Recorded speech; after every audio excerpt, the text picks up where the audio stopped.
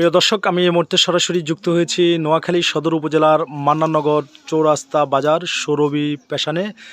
আমরা এখন সরাসরি কথা বলবো এই সৌরভী পেশানে যিনি আছেন। আপনার নাম? আফসার উদ্দিন। আফসার উদ্দিন।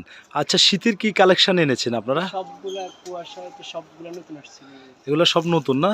শীতের আকর্ষণীয় নতুন উপহার নিয়ে এসেছেন নাকি?